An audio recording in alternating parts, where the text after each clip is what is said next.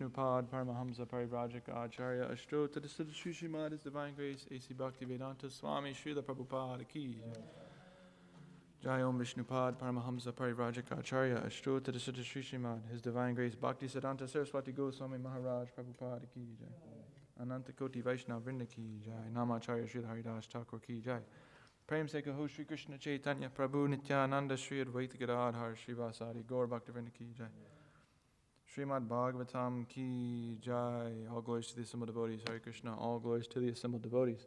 Hare Krishna. All glories to the assembled devotees. Hare Krishna. All glories to Sri Guru and Sri Gauranga. All glories to Srila Prabhupada.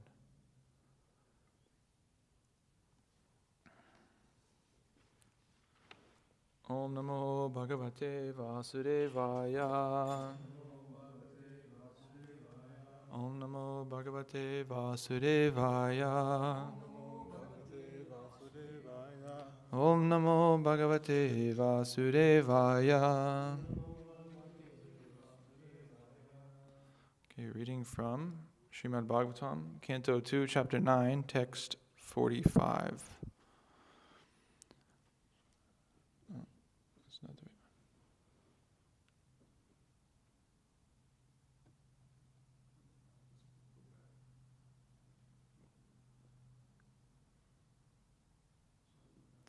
Okay.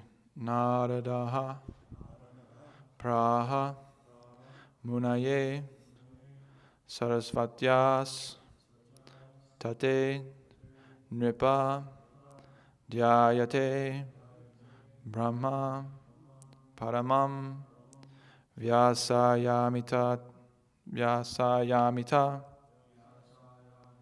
Tedase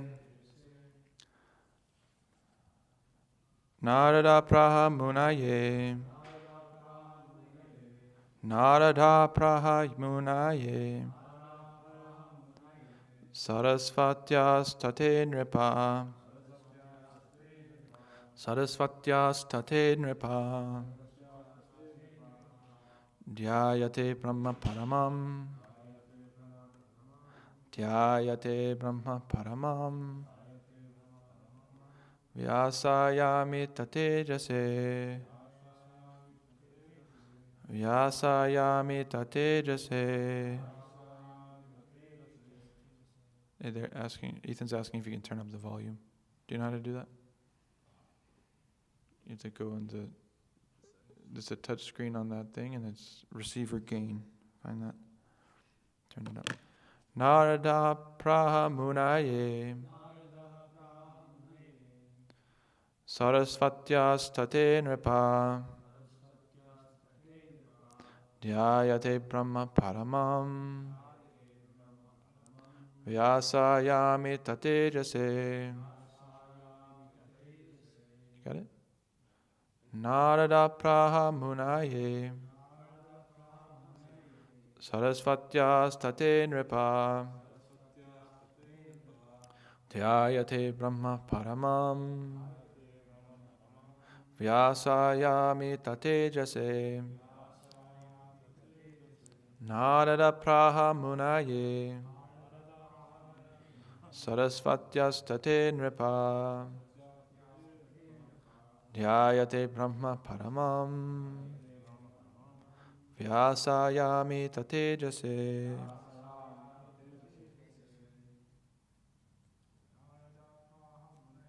Narada Praha Munaye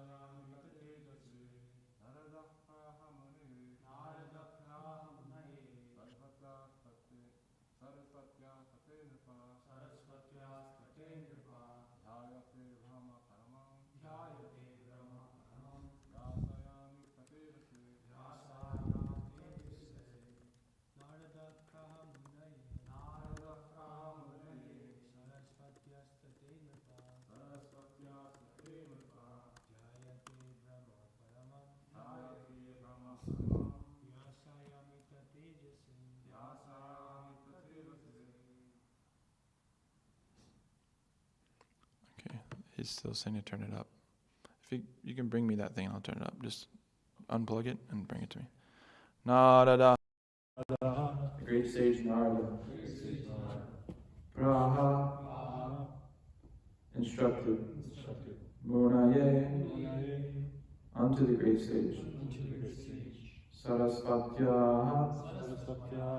Of the river Saraswati. Tate. On the bank. O King, Dhyayate, unto the meditative, Brahma, absolute truth, Paramam, the supreme, Vyasaya, unto Srila Vyasadeva, Amita, unlimited, Tejase, unto the powerful. Translation and purport by His Divine Grace A.C. Bhaktivedanta Swami Srila Prabhupada Ki Jai. Translation. In succession, O King, the great sage Narada instructed Srimad Bhagavatam unto the unlimitedly powerful Vyasadeva, who meditated in devotional service upon the Supreme Personality of Godhead, the Absolute Truth, on the bank of the river Saraswati.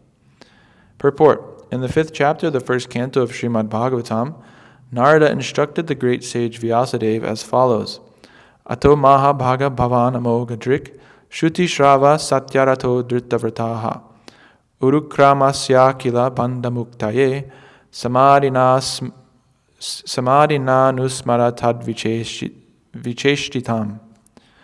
O greatly fortunate pious philosopher, your name and fame are universal, and you are fixed in the absolute truth with spotless character and infallible vision.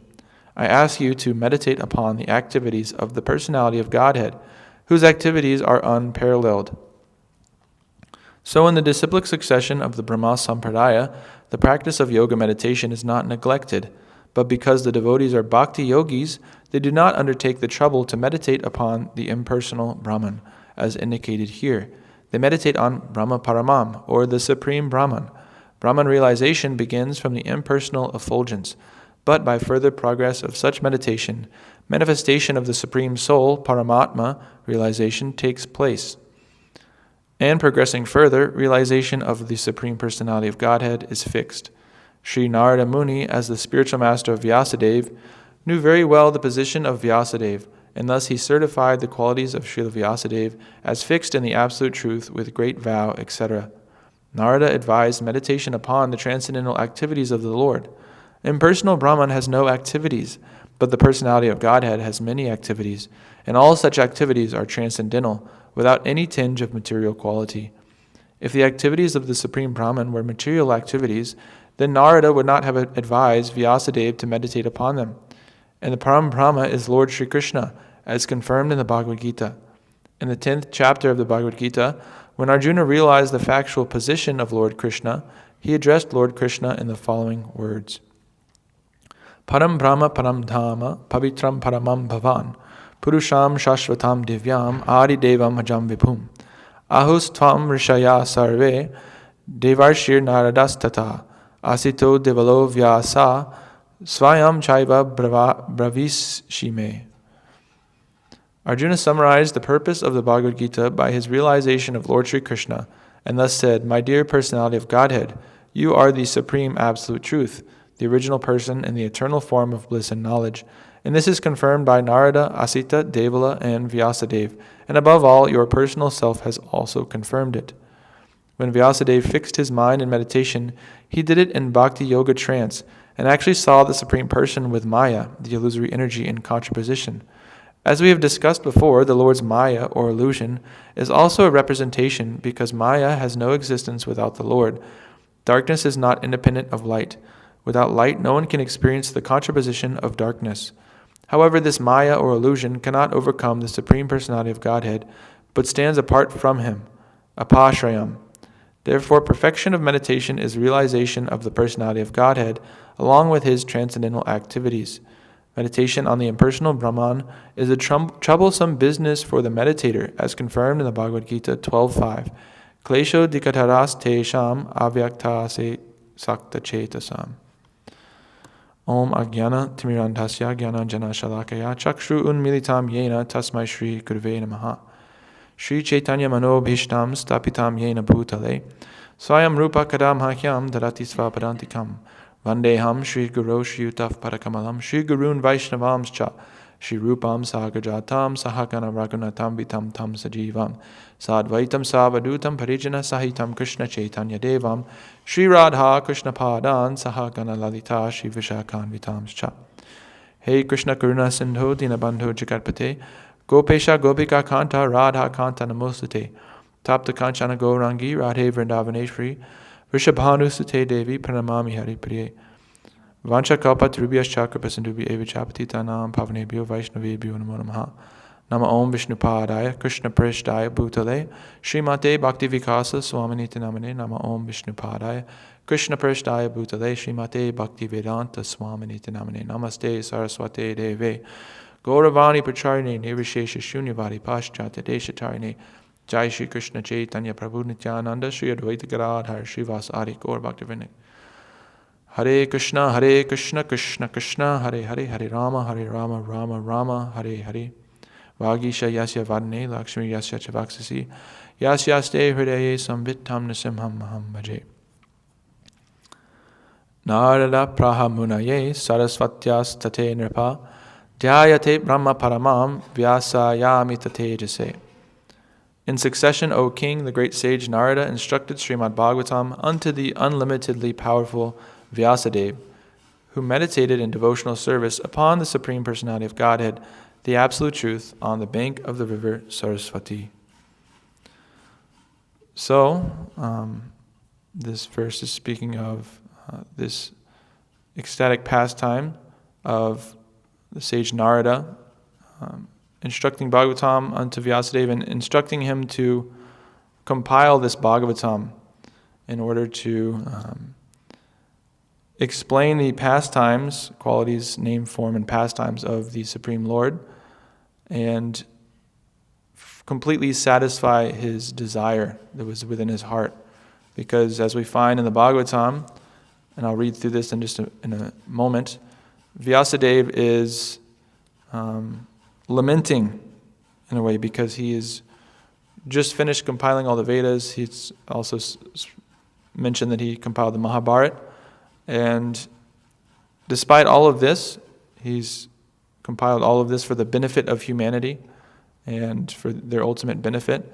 Despite all of that, he's feeling unsatisfied. He doesn't feel like he actually did what he was meant to do. And he had a suspicion that was because he didn't speak of the pastimes of the Lord and the qualities of devotional service and the devotees. But he mentioned it throughout the Vedas and throughout his writing, but he didn't make anything specifically just regarding this. And of course, as we know, this is the ultimate perfection of life, to engage in devotional service and to engage in unalloyed devotional service, not mixed with karma or jnana or anything else. No ulterior motives, simply motivated to please the Supreme Lord and that alone. So he didn't describe the principles of pure devotional service in a complete way in its own text. So this is how the kind of origin story, you could say, of the Srimad Bhagavatam. The Bhagavatam is eternal, but these pastimes are played out for us to understand again how this came about. Vyasadeva compiled it in this Kali Yuga, or the end of Dwapara Yuga and beginning of Kali Yuga. And this Bhagavatam, as we know, is the incarnation of Krishna in this day and age. So it's the most important literature there is. It's stressed so much. Lord Chaitanya himself, it was his favorite literature. He would read it all the time and have it read to him. So this is Krishna himself indicating to us that we should be fully focused on this Bhagavatam, and this should be our life and soul. So, like I said before, I'm going to read this a little bit just to give some context for the situation here. So I'm going to read the translation. You can pull this up. Bhagavatam, Canto 1, Chapter 4. Just go to the index.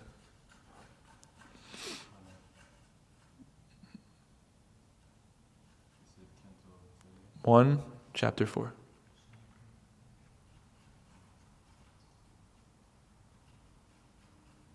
No. Just type in SB 1.4. Yeah. No, good. Go to the index. No, Chapter 4 there. Yeah. Second link. Okay, now go down to text 16. Why is it 16?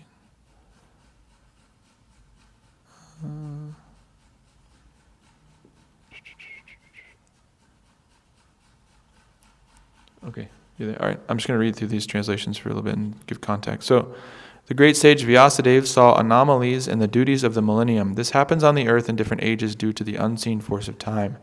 The great sage, who was fully equipped in knowledge, could see through his transcendental vision the deterioration of everything material due to the influence of the age. He could also see that the faithless people in general would be reduced in duration of life and would be impatient due to lack of goodness.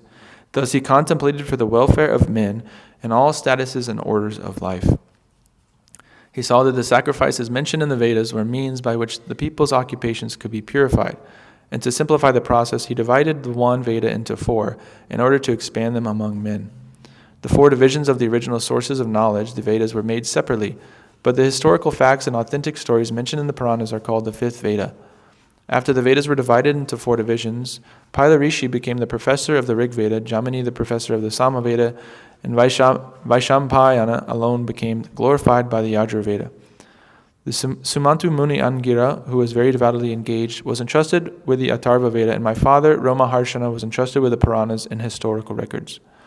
All these learned scholars in their turn rendered their entrusted Vedas unto their many disciples, grand disciples, and great-grand disciples, and thus the respective branches of the followers of the Vedas came into being. Thus, the great sage Vyasadeva, who was very kind to the ignorant masses, edited the Vedas so they might be assimilated by less intellectual men. Out of compassion, the great sage thought it wise that this would enable men to achieve the ultimate goal of life. Thus, he compiled the great historical narration called the Mahabharata for women laborers and friends of the twice-born. O twice-born Brahmanas, still his mind was not satisfied, although he engaged himself in working for the total welfare of all people.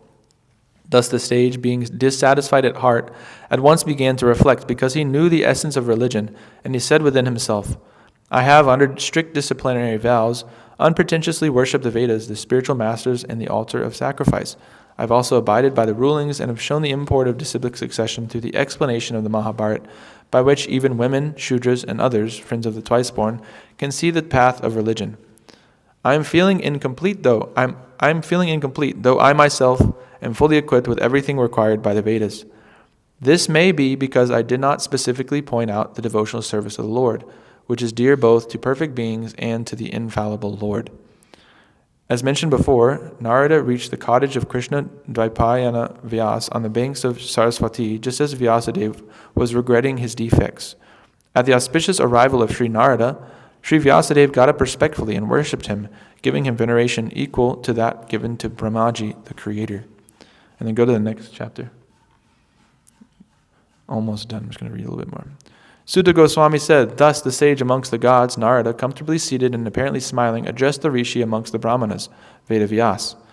Addressing Vyasadeva, the son of Parashara, Narada inquired, are you satisfied by identifying with the body or the mind as objects of self-realization? Your inquiries were full and your studies were also well fulfilled, and there's no doubt that you've prepared a great and wonderful work, the Mahabharata, which is full of all kinds of Vedic sequences elaborately explained. You have fully delineated the subject of impersonal Brahman, as well as the knowledge derived therefrom. Why should you be despondent in spite of all this, thinking that you are undone, my dear Prabhu? Sri Vyasadeva said, all you have said about me is perfectly correct. Despite all of this, I am not pacified. I therefore question you about the root cause of my dissatisfaction, for you are a man of unlimited knowledge, due to your being the offspring of one, Brahma, who is self-born, without mundane father and mother.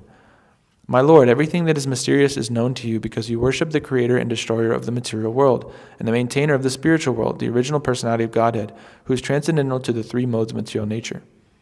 Like the sun, your goodness can travel everywhere in the three worlds, and like the air, you can penetrate the internal region of everyone. As such, you are as good as the all-pervasive supersoul. Please, therefore, find out the deficiency in me, despite my being absorbed in transcendence under disciplinary regulations and vows. Sri Narada said, you have not actually broadcast the sublime and spotless glories of the personality of Godhead. That philosophy which does not satisfy the transcendental senses of the Lord is considered worthless. Although, great sage, you have very broadly described the four principles beginning with religious performances, you have not described the glories of the Supreme Personality Vasudeva. Those words which do not describe the glories of the Lord, who alone can sanctify the atmosphere of the whole universe, are considered by saintly persons to be unto a place of pilgrimage for crows. Since the all perfect persons are inhabitants of the transcendental abode, they do not derive any pleasure there. On the other hand, that literature which is full of descriptions of the transcendental glories of the name, fame, forms, pastimes, etc. of the unlimited Supreme Lord is a different creation, full of transcendental words directed towards bringing about a revolution in the impious lives of this world's misdirected civilization. Such transcendental literatures, even though imperfectly composed, are heard, sung, and accepted by purified men who are thoroughly honest. And this is, of course, the Tagvag Visargo Janataga Viplavo Yasmin Pratishlokam Abadavatyapi Namani Anatasya Yasho Nikitani Yat Shinvanti Gayanti Grananti Sadava. This is the Shinvanti Gayanti Grananti Sadava. That's the Sanskrit that's on the Krishna Life logo. So this is chanted by and sung and accepted by purified men who are thoroughly honest. So this is the Bhagavatam in essence described here. And this is kind of, again, this is the situation that is happening where Narada has come to Vyas and Vyas has inquired submissively unto him, again showing us the correct process by which we can advance spiritually is to accept the authority of a spiritual master and inquire from him submissively. render service unto him and ask him questions in a submissive attitude and accept what he says. So he's shown us that process, and Narada has come out and said, this is your issue. This is why you're not feeling satisfied at heart. You haven't fully described the glories of the Lord. And this is, of course, indicative of our own situation, because we can never actually find any satisfaction unless we're engaging in this process of devotional service. Everybody on the world is looking for some happiness and satisfaction and feeling fulfilled and a feeling of love. But all of it is simply chasing after that reflection that's in the water, the upside down tree, and trying to pick the fruits off of the tree from the reflection, from the water, and all you get is some water. You don't get the fruit. So, again, in this purport, Srila Prabhupada is kind of explaining how this process of meditating on the absolute, or meditating on the impersonal Brahman, is not conducive to full realization and to getting full self-realization. And it's kind of a lower stage. He says here, Brahman realization begins from the impersonal effulgence, but by further progress of such meditation, manifestation of the Supreme Soul, Paramatma, realization takes place. And progressing further, realization of the Supreme Personality of Godhead is fixed. So,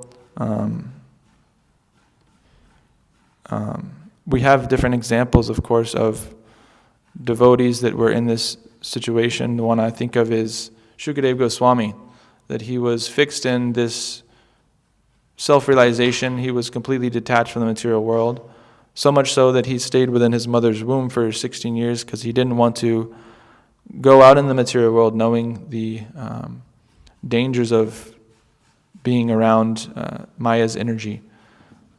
So he preferred to stay in that very uncomfortable situation over even that. So we have this example, of course, of this pastime that was displayed by Shukadeva Goswami, that he was fixed in this impersonal realization, and as soon as he came out of the womb, he immediately ran away from home and had no desire for family or any attachment to that, and no attachment to his parents. And he was running through the forest, and then the only way that his father Vyasadeva was able to get him to come back was by sending people out to chant some shlokas from the Bhagavatam. And when he heard that, he was attracted. So these, the transcendentalist on the topmost platform is also attracted to the Bhagavatam. So as it was stated before, this literature is not for the what are compared to the crows who are, let's see, what is this? Like unto a pilgrimage place for crows. There's words which do not describe the glories of the Lord. And so these crow-like people are attracted to all of these mundane literatures which just simply increase our lust, anger, and greed propensities and entangle us more and more in the material world. People are constantly hearing and chanting about something or other, and unless it's about Krishna, unless it's the Bhagavatam or Bhagavad Gita or in the association of devotees talking about devotional service and Krishna, it is actually complete nonsense. And not only is it worthless, it's actually even less than that, you could say, because it's completely detrimental to their real interest, which is progression in spiritual life, progression in Krishna consciousness. So it's not only that they're not making any progress in spiritual life, they're actually becoming more entangled in material life through hearing all of these mundane literatures. And nowadays we meet a lot of people on books that say, oh, I don't read. But one line, I think Mahotsa Prabhu was saying this, that he says is, or I think maybe Chandanacharya Prabhu says, you read like your phone, you read, text messages from people, you read all of this, you read, Twitter and Instagram. And so people are reading.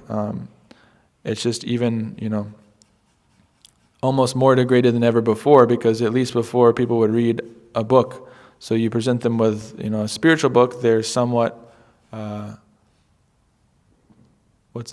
open to taking that because they're used to reading books. But nowadays, people aren't even used to reading books anymore. So you really have to convince them to take the books if they're not a big reader.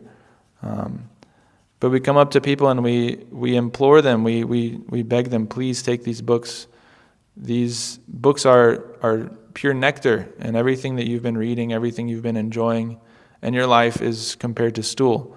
You've been living this crow-like existence, being attracted to the dump, the landfill with all of the refuse and trash, garbage. But, you should transform your life, you should change your life and become like a swan, attracted to the nice clean water and the lotus flower. These books will completely change that for you. So this impersonal Brahman, the point I wanted to make about that is that, again, Shukadeva Goswami was in that situation. He displayed that pastime of being, realizing the impersonal Brahman and then being attracted to the pastimes of the Lord and the Srimad Bhagavatam. But Prabhupada is saying in this purport that it's much easier. Let me see if I can find this exactly where he says this. Narada advised meditation upon the transcendental activities of the Lord.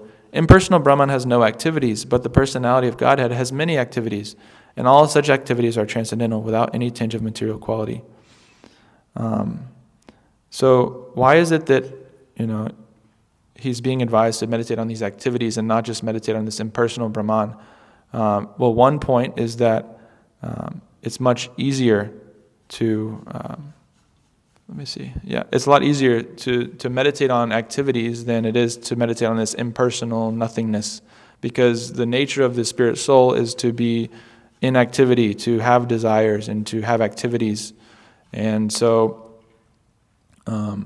by replacing our attraction for these mundane literatures that, again, only entangle us further in the material world, replacing that attraction with attraction for hearing the stories of the pastimes of the Lord and His devotees, we can actually satisfy that hankering that we naturally have to hear stories and hear literatures and discuss things like that and tell stories. We can replace that and transcendentalize that propensity that we all have. Whereas if you replace it with this meditation on nothing, you're simply going to fall back into material activities. It's said that, even these great yogis that are able to merge into the impersonal Brahman, even if it takes millions or billions of years, eventually they have to come back to the material world because they're not progressing higher because they don't have a taste for hearing and chanting the glories of the Lord.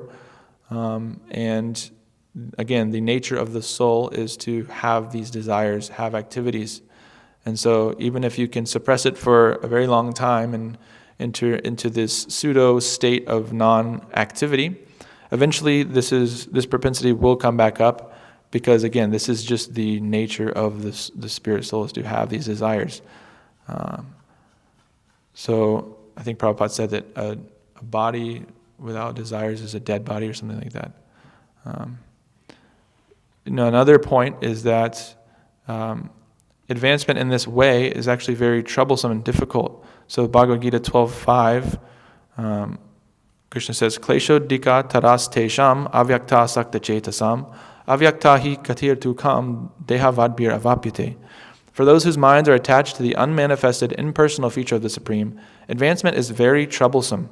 To make progress in that discipline is always difficult for those who are embodied.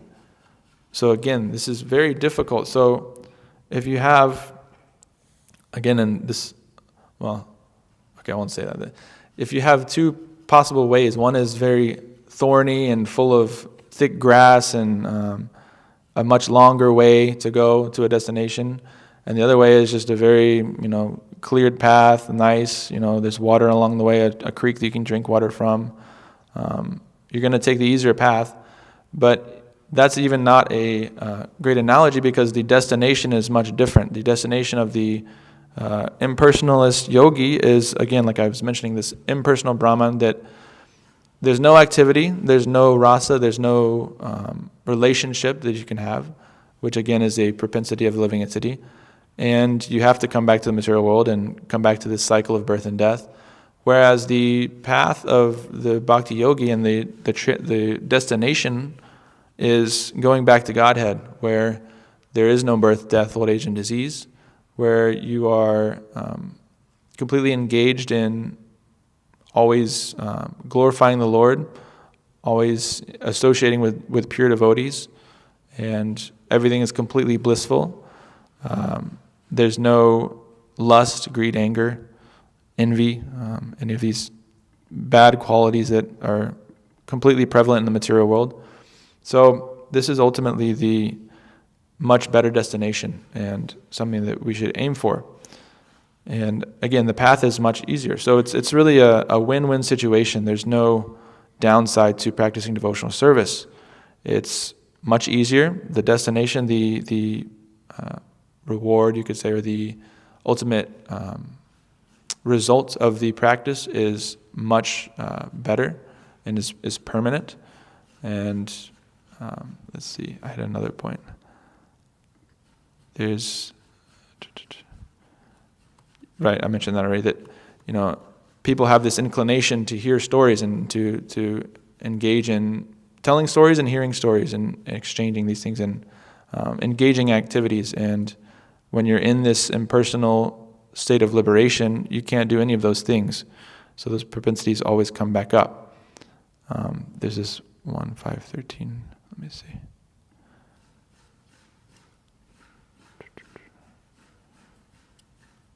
I think Prabhupada was just mentioning this a little bit more. Right. So, and the purport for 1:5:13, you don't have to pull it up, but Prabhupada just says, people in general have a taste for literatures by instinct. They want to hear and read from authorities about something about the unknown, but their taste is exploited by unfortunate literatures which are full of subject matter for satisfaction of the material senses. Such literatures contain different kinds of mundane poems and philosophical speculations, more or less under the influence of Maya, ending in sense gratification. These literatures, although worthless in the true sense of the term, are variously decorated to attract the attention of less intelligent men. Thus, the attracted living entities are more and more entangled in material bondage without hope of liberation for thousands and thousands of generations. That's a very terrifying prospect, to be entangled more and more. And it's, again, so many people, everybody's attracted to hearing these stories and learning about this. And it's whether it's reading a book or, they go online and they learn about the latest celebrity gossip or whatever it is, or politics, or it's always some kind of story. Everybody has their own flavor, their own Maya that they prefer. So the point is, we have to go out, preach, and convince people that you're hearing all of these different stories, all of this, you have all these activities, and you're relating to people in these different ways, but what you really need is to understand the activities and pastimes of the Lord and His pure devotees. And this is how you'll find real happiness and real satisfaction of heart. Because all of these mundane literatures, they may bring about some sense gratification. They might bring about some gratification of the mind, but ultimately the heart is always hankering and is always unsatisfied.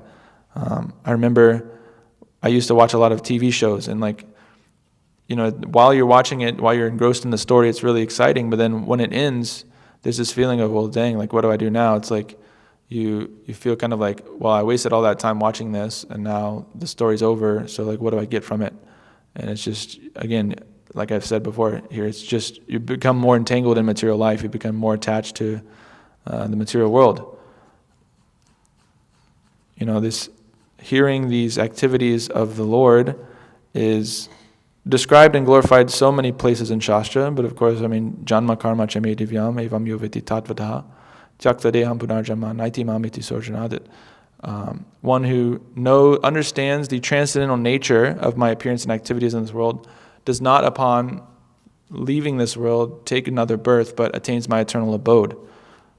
This is what Krishna is promising to Arjuna, that just by understanding these different pastimes, just by reading Krishna book, just by reading the Bhagavatam, reading the Bhagavad Gita, hearing the different stories of devotees, hearing the stories of our acharyas, like reading Srila Prabhupada Lilamrita, following Srila Prabhupada, understanding the activities and pastimes of the devotees and of the Lord, our consciousness becomes completely purified.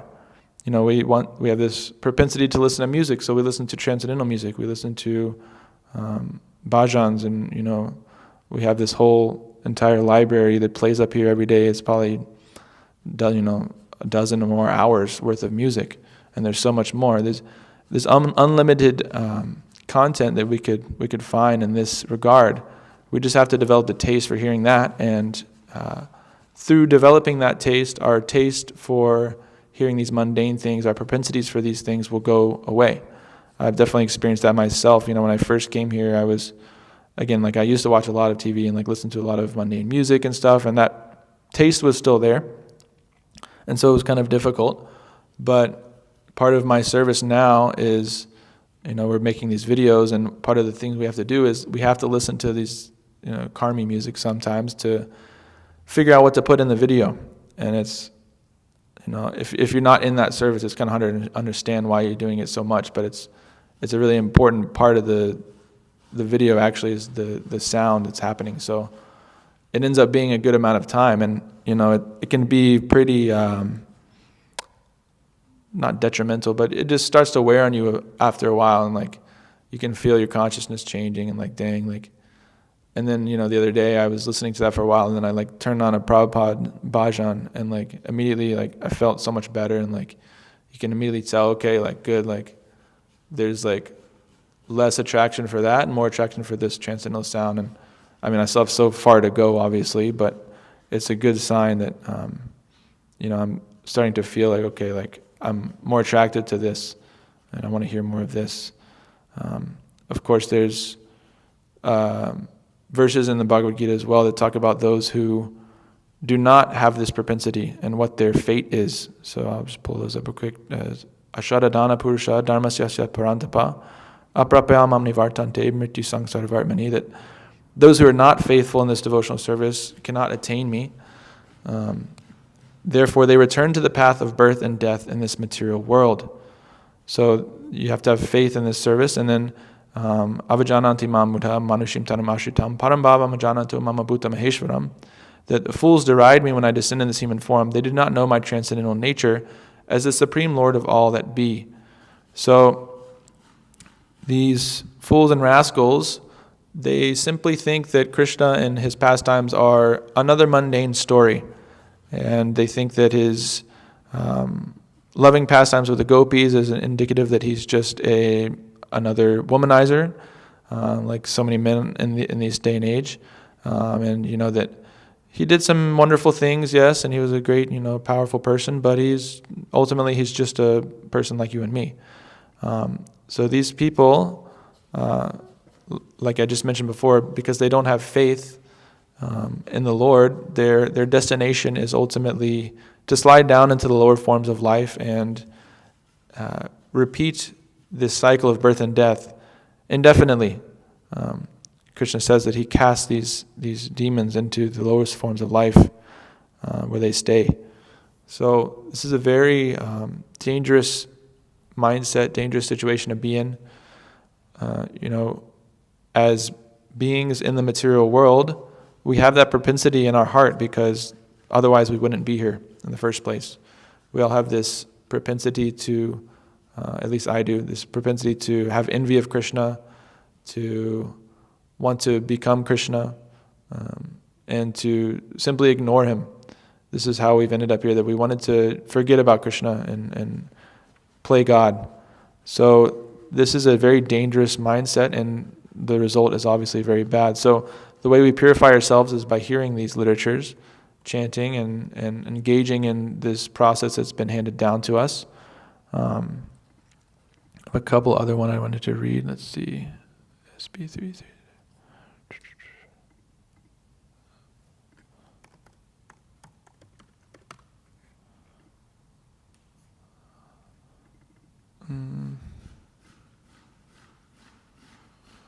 Oh, 39. One sec.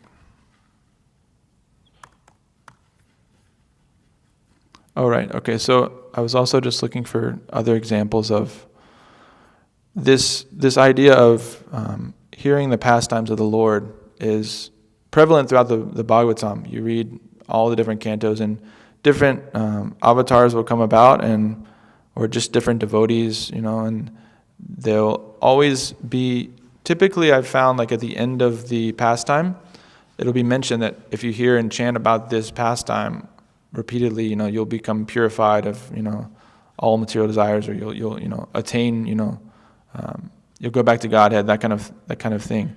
So I just found one example that I had read through recently is the pastimes of Lord Kapila.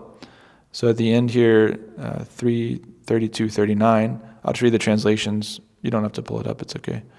But Lord Kapila continued, "This instruction is not meant for the envious, but for the envious, for the agnostics, or for persons who are unclean in their behavior. Nor is it for hypocrites or for persons who are proud of material possessions. It is not to be instructed to persons who are too greedy and too attached to family life, nor to persons who are non-devotees and who are envious of the devotees of the personality of Godhead. Instruction should be given to the faithful devotee who is respectful to the spiritual master, non-envious, friendly to all kinds of living entities, and eager to render service with faith and sincerity. This instruction should be imparted by the spiritual master to persons who have taken the Supreme Personality of Godhead to be more dear than anything, who are not envious of anyone, who are perfectly cleansed, and who have developed detachment for that which is outside the purview of Krishna consciousness. Anyone who once meditates upon me with faith and affection, who hears and chants about me, surely goes back home, back to Godhead." So again, this is commonly, re-emphasized over and over again throughout the whole Bhagavatam, that you simply hear and chant about the Lord and these different incarnations, and you just hear these different pastimes, and you're guaranteed you surely go back home, back to Godhead. This again the Janma Karma verse that I mentioned earlier, that you understand the transcendental nature and appearance of my activities. You don't take birth again in this world. You go back to Godhead. So this is the focus of all of our activities in Krishna consciousness, is to glorify and chant and share the glories of the Lord. Whether it's directly through reading the Bhagavatam or sitting in Bhagavatam class, or whether it's our japa period, by simply chanting the mantra, Hare Krishna, Krishna Krishna, Hare Hare, Hare Rama, Rama Rama, Hare Hare. We are performing the direct glorification of the Lord, and this is the prescribed method in this day and age, handed down, and Lord Chaitanya himself has come and given us this process of chanting, dancing, and feasting, and book distribution, and Harinam, and all of these amazing activities that we go through, that we engage in. This is the gift of the Lord himself. He's given us this very simple process by which we can glorify him and ultimately attain his abode. There's another story I heard that was really interesting, actually, to me. This, just speaking a little bit more about Narada Muni. I'll tell this story, and then I'll give a little bit more about him. So, I heard this story that Prabhupada was in London, and all the devotees went out on Harinam, and one devotee stayed back to serve Prabhupada and help him out, whatever he needed. And after some time, Prabhupada just began laughing, and the devotee that was serving him was like, "What's going on? Like, why? Nothing had really happened, nothing like funny had happened. It didn't seem like anything was happening." And so the servant was like, "What's Prabhupada, what's happening?" And Prabhupada told him that Narada Muni was dancing in ecstasy to see all the malechas chanting Hare Krishna out on the streets. So this is amazing. Narada Muni is, personally very happy to see what Prabhupada has done, and that he has brought this Krishna consciousness to the West, and that all of these people who are the most fallen are engaging in this Sankirtan movement and glorifying the Lord. Many of them without even knowing what's happening. We go out so many times, and there's so many Harinams we go. We try to go out every day, weather permitting, and so many people chant and dance, and we get them to say the names of the Lord. We get them to dance with us, and they think that it's just they think it's another mundane activity that they're engaging in, that they're going out to go, recently they're going to the basketball game that we've been to, or they're going to see a musical at the Fox Theater, or they're just going out to dinner on a Friday night or whatever, going to get drunk, have a couple beers. And then they see us dancing and chanting, and they're probably intoxicated a little bit. And then they come and enter our bubble of divine intoxication, and they feel that ecstasy, and they dance with us and chant, and get a moment of devotional service that they've been, needing for so many millions of lifetimes. They get that benefit thanks to the mercy of the devotees that go out there and chant and dance. So this is a very ecstatic process. We're able to engage people in this process of devotional service, and of course, what to speak of book distribution. This is the Brihat Mridanga, that we're giving people this transcendental knowledge. They could take it home with them, keep it in their home, and read these books and learn about the pastimes of Krishna, and read these books. And we've had so many examples of people that read the books and wanted to come visit, or they just, it changed their life. There was a video I had last year. We were on books at Pont City Market on the Beltline, and this older, Mataji, middle-aged Mataji came up to us, and she started telling me that she got the Bhagavad Gita from some devotees like a year ago before that, and she said it completely changed her life, and she's been reading it every day, and all. So we don't know what kind of impact we're having with this book distribution. This is exactly what the acharyas and what Krishna himself wants us to do, is to go out there and glorify the Lord and the devotees and spread this message to as many people as possible. And so we do that through these different processes, book distribution and Harinam, and Prasadam distribution as well. There's more I wanted to say. Another point that I wanted to make, so I was thinking about Narada Muni and how he's the son of Brahma, but for us that can seem kind of intimidating. Okay, this is the son of Brahma, he's able to practice pure devotional service, he's a pure devotee, but who am I? I'm just some Malecha, fallen Kali Yuga, spirit soul that has no good qualities, I've just engaged in sinful activities my whole life. But, I'm being told to do this process by Narada Muni, who's a very exalted devotee. But we learn through the Bhagavatam that in his past life, Narada Muni was the son of a maidservant. And I was listening to my Guru Maharaj speak about this, and he mentioned that there's a good point that I hadn't thought of, that, being the son of a maidservant, typically, at least in Vedic culture, this when you're mentioned as the son of someone, you're mentioned as the son of the father. The father is the one that's mentioned, not the mother. But this indicates in Narada Muni's case that his father was unknown, or wasn't there. So this is considered a very low-class thing. So he was simply a son of a maidservant. And what did he do exactly to become Narada Muni, become the son of Brahma, the son of the unborn, or the being that was born without he's not unborn, he's born, but the being that was born without a mother and father, or just with a father. The second, the son of the first created living entity in the universe, and he has these powers to travel all over, all the material worlds and all the spiritual worlds at will. He can just go wherever he wants and do whatever he wants. So how did he come to that position? It's told in the Bhagavatam that he was very fortunate, and he got the mercy of getting the association of pure devotees of the Lord, who would come and his mother would cook for them. This maidservant would cook for these devotees, the brahmanas, and he would inquire from them. Narada Muni would ask questions, and he asked also to permission to take their remnants.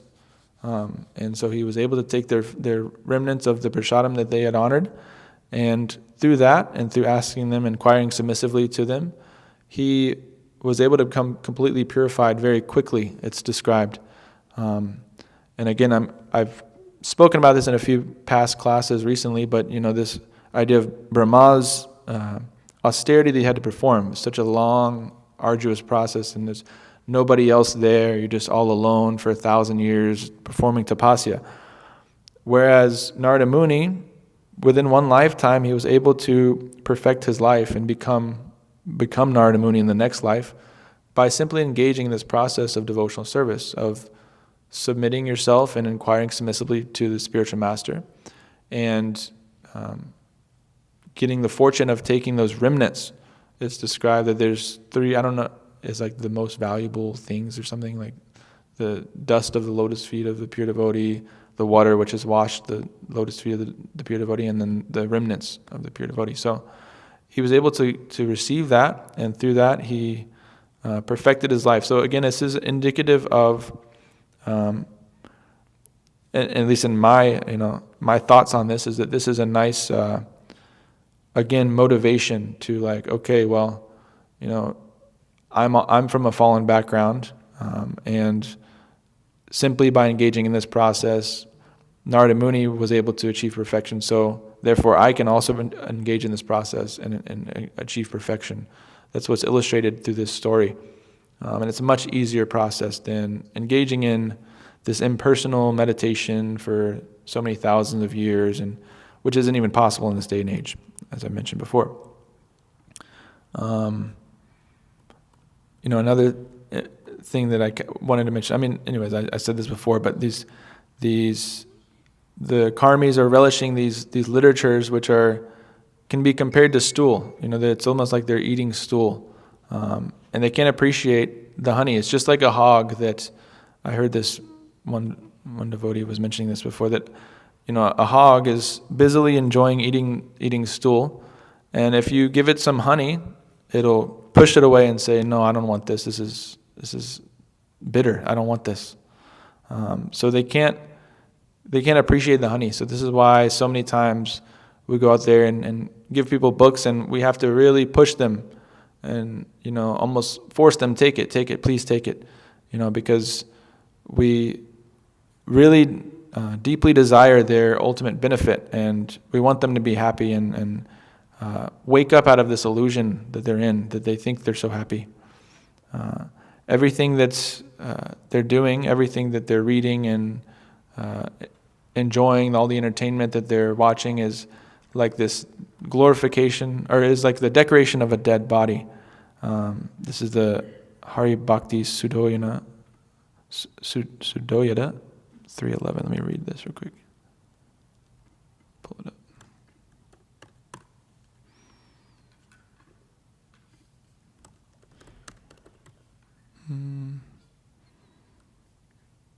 Anyways, I can't find it. But there's this verse that Prabhupada quotes a few times, a lot, that anything that isn't glorifying Krishna is simply like the decorations of a dead body. You might see it from afar and think it looks very nice, but then you come up closer and you realize it's a dead body. It has no life in it. It's completely useless. These mundane literatures, they're not giving any satisfaction to the heart. And so all of this happiness that people feel from reading these things that are on the mental platform, you get some mental happiness, mental sense gratification. It's ultimately like simply a relief of suffering. Like people eat a nice meal when they're really hungry and they feel like they're happy, but actually they're just simply relieved of their hunger. People are very lusty and then they engage in illicit sex and they feel happy, even though it's actually just a temporary relief of that burning sensation of lust. Let's see, a couple more things.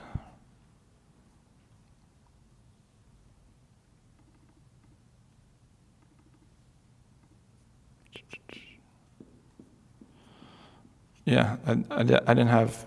I had a couple more points, but I can't find what I was looking for. But anyways, I can open it up right here for questions and comments, corrections.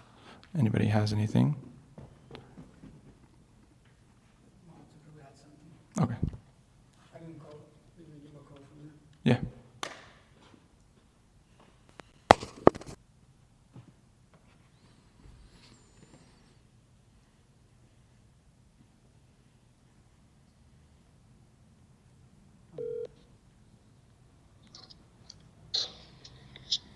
Hare Krishna.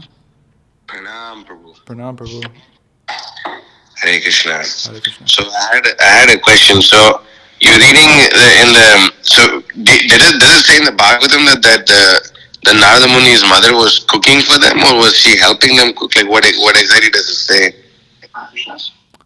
Oh, I don't. I just said that. I thought I remembered that being said. I'm not sure if that's. What do you say, bro? I didn't pull up the exact reference, but I just pulled that out. Like I remembered that was said. I don't know if that's So like my memory's right. Anyway, I guess my question is more specific. Whether like so if she cooked for them, like how do we understand that? Usually, like we don't. We don't take anything cooked by non-devotees. To speak of some low-class woman who, and in another lecture, Guru Maharaj said that she's a prostitute. Because she's basically it means that we don't know who the father is. Yeah. Guru Maharaj said that it's a side thing. Prabhupada also said that it's like a side thing. Yes, you go be a maid servant and all that, and then like some person from a higher caste will definitely, not definitely, but may just give her a little something, and then and have a relationship, conjugal relationship with her for a few days or something. But so how is it that I don't know, if she did cook, or if she helped cook, I don't know. I need to look for the exact reference. I thought you would have it. How exactly do we understand that? Yeah. I need to find that. I don't know. It could be that she was just rendering service to them. I think maybe. Yeah, that's what I thought. Yeah. Okay. I don't know if she was cooking for them. I thought she was rendering service for them. I'd be really surprised if she was cooking for them. Yeah. That's true. I mean, I was listening to Guru Maharaj say that even a lot of brahmanas, like, they won't even let their own wife cook for them. They just cook everything for themselves. Yeah. She's a maid servant, so generally, your servants don't. That means you clean and all that. A maid servant cleans. Wash the clothes, clean the house. Okay. Yeah, she does menial service. So I guess that's a correction in that regard. Yeah. She cook, and then Narada Muni. How far are you in the Bhagavatam so far? 4th canto, chapter 10. So now, if you read the 7th canto, 15th chapter, text number 69, it says over there that Narada Muni says, he tells us Yudhishthira Maharaj, that long ago in another Mahakalpa, in the millennium of Brahma, he, Narada, existed as a Gandharva known as Upabharahana. So before his birth, as a son of a Shudrani, he was a Gandharva, and he was he seems to be like the best of the Gandharvas, even better than most of the Gandharvas. And he was very attractive to the women, of course. And and once he says there was a Sankirtan festival to glorify the Supreme Lord, an assembly of demigods and apsaras. And in the assembly of the demigods and the Gandharvas and apsaras were invited by the Prajapatis to take part in it. So Narada Muni continued, being invited to that festival, I also joined, and surrounded by women, I began musically singing the glories of the demigods. Because of this, the Prajapatis, the great demigods in charge of the affairs of the universe, forcefully cursed me with these words. Because you have committed an offense, may you immediately become a Shudra, devoid of beauty. And then, he says, although I took birth as a Shudra from the womb of a maidservant, I engaged in the service of the Vaishnavas who were well versed in Vedic knowledge. Consequently, in this life, I got the opportunity to take birth as the son of Lord Brahma. So that's the history of Narada Muni, as far as Bhagavatam states. Okay, thank you. I never knew that part about his past life before that. Yeah, 7, 15, 69, if you want a reference. Yeah. Okay, you guys have anything? Can Jita ask a question? Yeah. Pranam Prabhu. So, just a small clarification. Narada Muni is the son of Brahma, not just the disciple of Brahma. Is that Okay. So after this birth, as the son of a Shudrani, he took birth from Brahma. Okay. No, it's Rubu just confirmed that. Yes. Yes. Okay, that's it. Yeah, thank you. That's it for us, Prabhu. Jacob understood everything. Jacob understood everything. Jacob? Yeah. You have a question? Yeah. We're done, Prabhu. Hare Krishna. Hare Krishna. Okay, anything else? Koki. Koki Prabhu.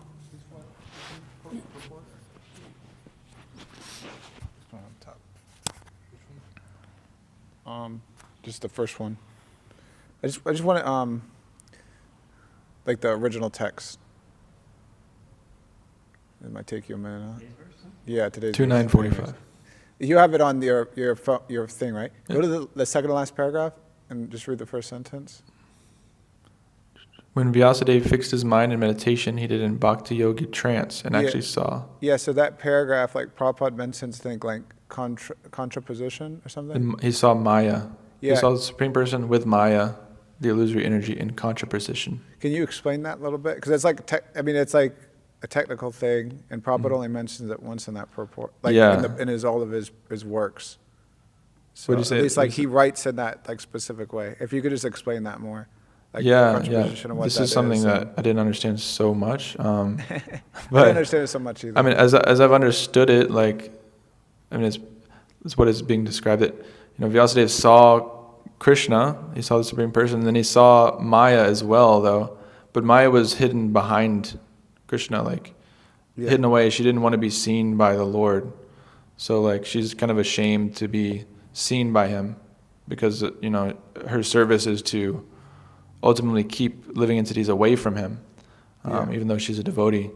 So he saw that, and he saw, so when Krishna comes, also his external energy is always there as well. Where is it up there? That, yeah. Go down. No, that's it. Who's controlling this? That's the one. Yeah. Keep going down. Without a country. Maya has no existence without the Lord. Without light, no one can experience the contraposition of darkness. Yeah, this was also kind of confusing to me, because like darkness is not independent of light. Without light, no one can experience the contraposition of darkness. But we also say like, heat is independent on cold and this kind of thing. So I actually had a question about that too as well. Yeah, I like kind of understand like contraposition because I looked into it. This is the opposite of like that position that it's current. Yeah, it's like a theorem.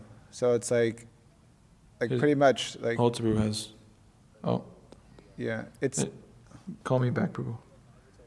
it's from what I've looked into, it's like a theorem. I like understand like the theory of it, but then I don't like understand 100% like how Prabhupada's like writing in that sentence. But pretty. Okay. Hare Krishna. Hare Krishna. Yeah, Hare Krishna. Yeah, sorry, did I offend you or something? No, my phone is, anyway, I can't put it on speaker, it's like weird. Okay, so you can look at Bhagavatam 1.7.4.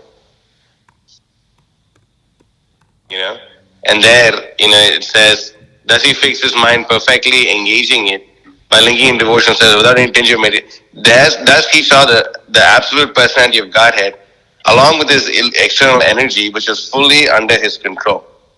You see? Mm-hmm. So, when Vyasadeva sees the Supreme Person, this is a very important verse. Bhakti yogena manasi samyak pranihite male apashyat purusham purnam mayam chatat apashrayam. It's a very important thing to understand that, and if you look at the Sanskrit in this verse also, I think Prabhupada quotes this apashrayam. Yeah, if you look at this, the second last paragraph of this purport, Prabhupada quotes the same exact line. You see that? Yes, no? Yes, apashrayam. So this is the verse that Prabhupada is referring to in this purport. That when Vyasadeva sees Krishna, he sees Krishna, but then, he also sees Maya behind him. And why is she behind him? Because she can't come in front of him, because she's under the control of Krishna. So that's what contraposition, right? Yeah, this is the verse that Prabhupada is referring to in this paragraph, in that purport, in that part of the purport. I don't know if Kalki Prabhu has anything in that. So what you're saying is that So I can't hear him that well. So you're, Hare The Krishna. thing is, like, there's a delay in the live and when he's speaking, so you have to give your phone. Is he the phone? He can't hear me on this thing? No, because it's connected to the. Okay. So pretty much what you're saying is that contraposition? Use both. that dirty, but oh well. To use both. So Hare Krishna. So Yes, Prabhu, pranam. pranams. So just so I understand clearly, so what you're saying is contraposition, like in the sense that Maya remains behind Krishna? Is Yeah. that- okay. And if you look, I mean, see, it's a standard thing that, if Srila Prabhupada, every line that Srila Prabhupada is writing in his purpose is like either one verse or a couple of verses, Yeah. So if you look at, and so this is a verse that Prabhupada, and he gives a clue right there. I didn't realize that the Bhakti Yogena Manasi, but like apashrayam, I didn't realize it has apashrayam in it, but it's the exact word that Prabhupada uses, Yeah. And if you look at the purport of 174, Prabhupada makes it very clear that the energy that's being referred to here is the external energy of the Supreme Lord and not the internal energy of the Supreme Lord. And he gives a very clear example that internal energy of the Supreme Lord can be compared to the moonlight along with the moon. As the external energy is compared to darkness because it keeps the living entity in darkness. So, he makes that very distinct thing. And look, and if you want further clarification, further in the same purport, Prabhupada says, what the word apashrayam means. The word apashrayam suggests that this energy of the Lord is under full control. The internal potency or superior energy is called Maya, but it is a spiritual Maya, or energy exhibited in the absolute realm. And then Prabhupada goes on. If you want more clarification, I'd suggest you read the purport to 174. Yeah. I understand like the point philosophically. The main thing I'm asking is like Prabhupada's uses of the word contraposition and like why specifically like he's using that word and like the context of that word and like applying that word to like the philosophical point that he's making. I understand like the point about Maya and Krishna and like that, and then I understand like the word contraposition, but like I'm like having trouble like understanding like so like is it safe to say that like that material and because contraposition means that like from what I like looked into it like it's a what's it called? It's like they use it in logic. So anyways, it's like kind of like a long thing, but pretty much like if you say that like A is to B, then the contraposition is then not B, then not A. So that's kind of like what I'm trying to understand because then it's like at least like when I think of it logically, then like then it seems like it's making the point that like like Maya is and like Krishna are like they're eternally connected. Right. So Prabhupada is speaking about this exact same thing over here in the purport in 174. He's making the point that that A, like you're saying, contraposition. So if from A is B and like it's not A, right? So that Maya, the context is that Maya is under the control of Krishna. Yeah. Not the other way. Yeah. That's the proper use and proper understanding of contraposition. Okay. One thing that's probably like what's being mentioned in here, one thing specifically is that without darkness one cannot without light one cannot understand what is darkness. So I think that's the main thing that's like that devotees are like discussing here. It's like, well, he's mentioning all these things and then coming to the point, well, there's contraposition, and at least like the way I'm seeing that come through is that like until the conditioned soul realizes like, oh, Krishna consciousness is the real thing, he cannot understand his own position. That he's in Maya. That seems to be like the case where Prabhupada is speaking here. Like without like we just take our case and we're like without until coming to Krishna consciousness, we thought that the point of life was to like live and work a job and make a bunch of money. But we came to Krishna consciousness that gave us light, and we understood what darkness was. That specifically seems to be what like Prabhupada is referring to more than like there's like the philosophical point, and I think like overall like someone like yourself and devotees who've read the Bhagavatam kind of like have that understanding, but like specifically in that case, in that purport, it seems to be Prabhupada's logic and reason is that, well, the conditioned soul is in Maya, but until he comes to Krishna consciousness, until he turns to Krishna, he doesn't understand that he's in ignorance. So that's the contraposition. Yeah, same thing. Darkness is not independent of light. Without light, no one can experience the contraposition of darkness. Yeah. Right? So, Yeah. so that's Yes. more the I think specifically, like if devotees are trying to understand that, that's kind of the seems to be the case here. Yeah. I agree. Yeah. Okay. All right, Maxi. Thank you. Hare Krishna. Hare Krishna. I have a comment and a question. You were talking earlier about how, when we go out like to the basketball game the other day and you go out and you distribute books and people are, they're doing whatever they're doing on a Friday night, but they come into our little bubble of divine intoxication and they get the books and, they're benefiting from getting the books. It just made me remember, I stayed at an Airbnb the night before going to India, just a little north of Miami in a place called Hialeah. And the guy who's hosting the Airbnb, he was there. So we had a conversation, and it was cool because I told him the reason why I was traveling and everything. And he's like, oh, that reminds me, there's this woman that stayed here, and she brought some books that you might be interested in. And it just happened to be a Mataji from this temple all the way out there. So I just thought that was cool, the reach of what the books. Yeah, I looked at the back. It was like the Bhakti Swami Maharaj Lord Chaitanya book, Bhagavad Gita, SSR. They're all in there, and it said from the Atlanta Temple, the Krishna Life Temple. So I just thought that was cool, the reach of the book distribution here all the way in Hialeah. This guy's getting a book. So that was my comment. And then the question is just a quick question because you were talking about Narada Muni. So obviously he had his last body that he left to become Narada Muni. But once he became Narada Muni, or now that he is Narada Muni, does he die as Narada Muni, or is he forever fixed as Narada Muni? Well, as far as I understand it, his lifespan is the same as like Lord Brahma. Like he's gonna be, I don't know, because he can travel outside of this material world. He's eternal, so he's always that. But he's born. No. So does So his he's just life come to eternally an that. end? Does his life come to an end? Oh, okay. He's beyond. He's eternal. At least that's what when you read, right? Yeah, that's my understanding. Yeah. Brahma doesn't have the position that Narada has. Mm. So it seems like it's a bit. So is he like reviving his eternal? Yeah, it's just somehow the Supreme Personality of Godhead, like the arrangement of the Supreme Personality of Godhead, he's taken that position. Like just like Krishna is born into this world from a father and mother, but doesn't mean that he's like limited to this world. Similarly, Narada Muni is like a transcendental personality who he has the freedom to travel in the spiritual and the material world. That means he's eternal. Nobody can do that. Brahma can't do that. So, Brahma can go to the shores of the ocean or whatever. But like he can't, it doesn't seem like he can particularly like travel all over the place like Narada. So, Shiva. Lord Shiva, Is he born from Brahma? he's born from Brahma, but there's like different grades of Shivas, right? Yeah.